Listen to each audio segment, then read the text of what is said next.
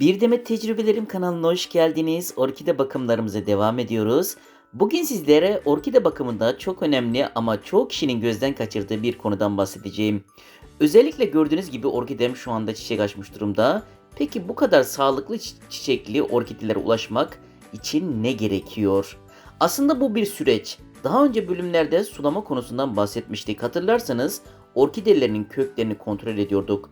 Eğer kökler yeşilse suya ihtiyacı yok ama gri ya da soluk görünüyorsa sulama zamanı gelmiş demektir.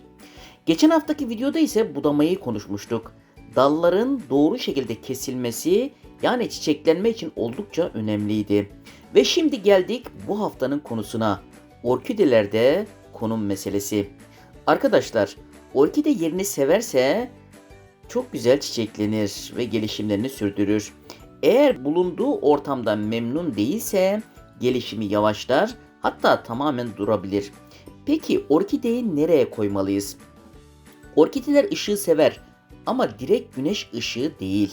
Özellikle benim gibi Avrupa'da yaşayanlar için kış ayları biraz farklı geçiyor. Sonbahardan ilkbahara kadar genelde hava gri ve güneş çok az görülüyor.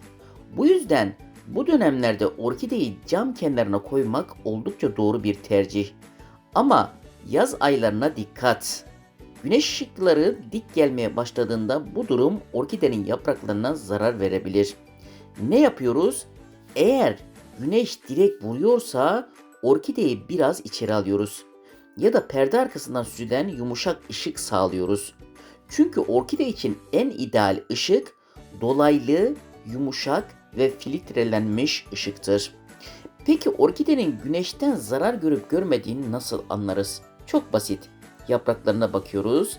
Eğer yapraklar canlı yeşilse her şey yolunda demektir. Ama sararmalar başladıysa bu bize güneşin fazla geldiğini ve yapraklarının yanmaya başladığını gösterir. Yani aslında orkide bize ne istediğini söylüyor. Bizim tek yapmamız gereken onu doğru okumak. Evet, geçen hafta budama ile alakalı bahsetmiştim. Keyikimiz de yavaş yavaş büyüyor. Doğru budamayı doğru zamanda yapmamız gerekiyor. Bakın buradaki orkide yapraklarında bir sararmalar olmuş. Geçen seneden kaynaklıydı bu. Bakın gördüğünüz gibi hava gri, cam kenarına koydum. Yeşil olduğunda sıkıntı yok. Sararmalar olursa demek ki güneş ışığı zarar veriyor demektir. Bu nedenden dolayı güneş ışığına karşı dikkatli olmamız gerekiyor. Yaza doğru girerken bu bilgi bizim için çok kıymetli. Gördüğünüz gibi budadığımız orkidenin ucundan yeniden tomurcuklanmalar oldu. Bunlar açacak. Şurayı da geçen hafta birlikte budamıştık bakın. Diğer boğumdan da bir şişme var. Buradan da çıkacak. Evet, özetlememiz gerekirse orkidelerimizi sonbahardan ilkbahara kadar güneş dik açıyla gelmediğinden dolayı cam kenarına koymamız mantıklı. Çünkü aydınlık bir ortam olması gerekiyor. Evet, böyle gri havalarda güneş ışığı orkide yapraklarına zarar vermez. Orkide yapraklarının güneşten zarar gördüğünü nasıl anlarız? Yapraklarda sararmalar oluşuyorsa güneş ışığı zarar verdiği demektir. Yaz aylarına doğru girdiğimizde güneş ışıkları daha dik geleceğinden dolayı cam kenarlarından biraz daha iç alana almamız lazım. Perdenin arkasından süzülerek gelen ışıklar orkidelerimiz için sağlıklıdır. Evet, böyle güzel orkide çiçeklerimize kavuşmak için bu süreci güzel değerlendirmemiz gerekiyor.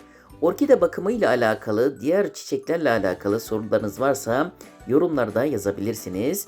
Daha fazlasıyla alakalı kanalıma bekliyorum.